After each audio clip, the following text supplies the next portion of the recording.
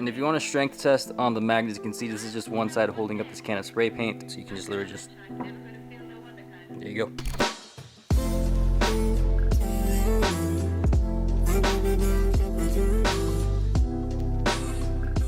Hey guys, hope you're doing well. Got a really cool install for you all today because I was able to get my hands on the brand new wide angle photon rock light kit from OPT7. Has some really cool stuff that I haven't seen done too often. So let's go ahead and get to opening it up and I'll show you what it's got. So right off the bat, you guys know that I love working with OPT7 because they have such super high quality stuff and it's super easy installs. So it's really a win-win. It's definitely super approachable if you're trying to get into automotive lighting. Then, unrelated, but they have some nice packaging. So there's a good amount of pieces to this kit, but I'm gonna try my best to show you everything and what they do. And they actually come in individual little boxes. So you've got 3 boxes, 2 black ones and 1 white one. So this is what the rock lights look like. You can see it has the OPT7 logo on it. It's curved, so it looks really, really high quality. It also feels it. It's very thick. It's made out of metal. And it also has this plug on this other side. That's basically how you're going to connect all the wires together. This kit comes with 4. You know, you can never have too many of these. You have a set of fuse taps, which are definitely my favorite way to go about installing it because it makes powering it super, super easy and you actually don't mess with too much. You have some adhesive pads in case you want to go a little bit more casual with an install and just kind of stick it on there. Super heavy duty stuff as well. You also have a set of magnets that you can use to install it, which I'll admit I've never seen before, but it's a really cool idea.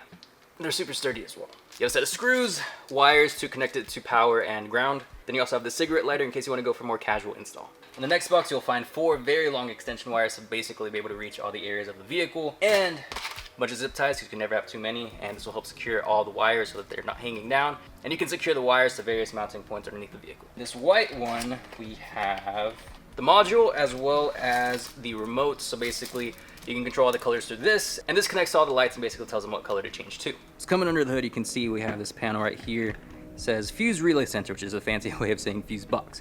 This is where I'm going to be connecting it to power, and all you really need to do is use your fuse tap, plug it into here, and basically you're going to run the wire underneath all basically this mechanical. You're just going to get it to the bottom of the engine bay.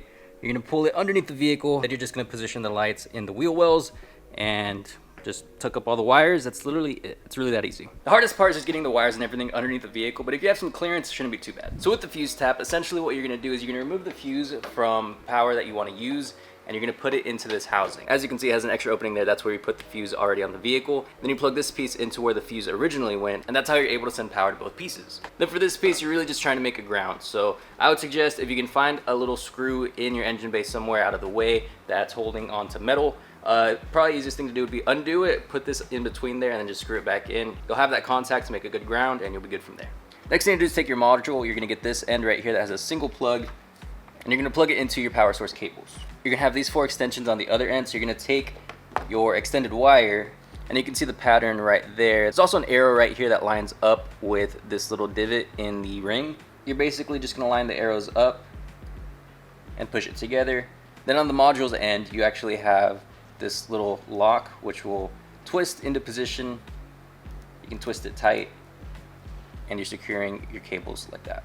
You do that for all 4 wires. You drop them down the engine bay, and from there you can get to positioning all the rock lights. Now I refer to this as a module, but the technical name is the control box. So what I'm going to do is I'm going to put some double-sided adhesive right here on the bottom. I'm going to place it right here on top of the fuse box. I have all the wires basically running underneath here, so this will be an easy way to kind of keep it together. This kit comes with 5 of these adhesive pads, so I'm going to use this one. I'm going to make sure to give it some force so it'll stick properly, and I'm also going to give myself some slack with these wires to the left, just so that I can remove the fuse box cover when need be without actually having to mess too much with the wires. Alright, so now we've got the wires coming to the underneath of the vehicle. Now what I'm going to do is set up the rock lights, put them in each fender well, and we can go ahead and get to connecting them. So you have 3 different ways you can mount these and all the hardware included for each. So you do have just these little openings that fit a screw, in case you just want to do just normal screws, screw it to the metal and be good like that. You also have the double-sided adhesive method, which all the adhesive comes with it. There you just stick it firmly into place, but what I'm going to do right now is use the magnet method. So it comes with these little magnets. You can see it has this little threading right there. So you basically put this in position with the hole, you hold it in position with one of the supplied screws, and then it should come out just like that. Here's a little close-up of the screw. You can see that they hold their position really well, and from there they actually just become a really solid piece of the rock light. So you can just literally just, there you go. And if you want a strength test on the magnets, you can see this is just one side holding up this can of spray paint. If you want to do even more, you can definitely add the double-sided adhesive to the underside of this. You'll also notice you have this cutout right here. That's so basically you can put the wire through on either side and have it be entirely flush. So basically you don't need to worry about the wires getting in the way of anything. Now theoretically, you can position these wherever you want in the wheel well. Main thing that I usually go for is I usually try to do it directly above I like having that seamless look. You can see it here on the camera, but you really won't be able to see that even this low to the ground. I don't know if you can see me.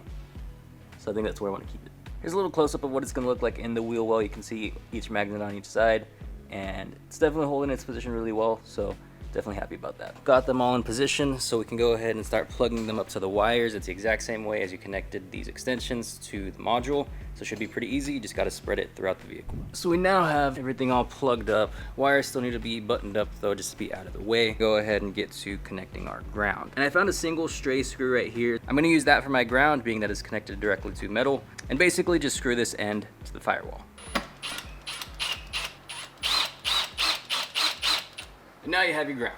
Now that I've got everything plugged up and working properly, all I need to do is get back underneath the vehicle, secure all the wires in position with zip ties, and hopefully it'll get dark here soon.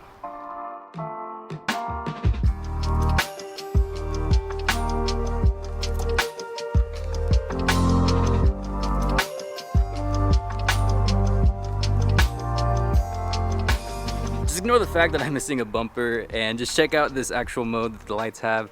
They're just basically cycling through all the colors. It looks really good. It has a really nice glow to it.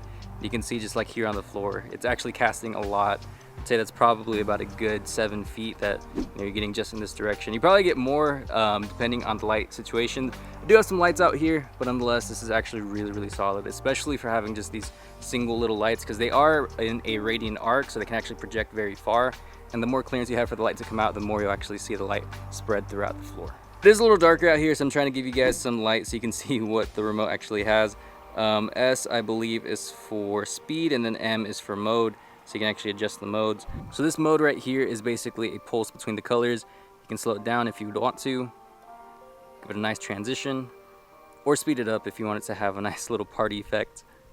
Next mode is more of a flash. Then you have a red, green, and blue pulse. Same pulse, just adding more colors. Solid red pulse. Green pulse, blue, purple, yellow, aqua, white. Then you have a flash with the red, green, and blue, and a much quicker cut between the colors. This one's basically just jumping all the colors. Flashing red, flashing green, flashing blue, flashing yellow, flashing purple, flashing aqua, flashing white. And this one's probably my favorite because it has the most casual transition, just slowing it down. Right there. This one's probably where I'll keep it. I do like the gradual effect of going through the colors, or just going with that nice aqua. I do think that goes really well with the color of this vehicle. And it looks really good because honestly this projects very far onto the ground, and obviously you can adjust where you want your lights. Mine are directly above the wheel, so they're going to shine a little bit more specifically there. But here's the thing, it's really hard to actually get to see it, but that's more specifically how I want it. I want it to be kind of something that's more just like a casual glow as opposed to something specifically you see. I think these lights are perfect for that. There's definitely a lot of really cool features about this kit. Obviously OPT7, you get really high quality stuff. One of my favorite things is you actually don't need to worry about screwing anything in if you don't want to, because you can just use the magnets for the install. Each LED pod is actually encased in an aluminum alloy, so it's definitely really sturdy, and it's also waterproof, so if you do want to take this thing off-roading, you definitely can without having to worry about much. As you can tell right now, the vehicle is off, but depending on the fuse that you use or how you actually power it, you'll be able to do the same thing, because that's kind of the desired effect. You don't want the vehicle to always have to be on just to turn these things on, but it does give the vehicle a really nice custom factor, but definitely still need to add the bumper and get some new wheels and tires, just to kind of, finish the look, because it's definitely going in the right direction. But that's going to do it for this video, guys. Thank you so much for watching. Hope you have a great rest of your week, and I will see you in the next one.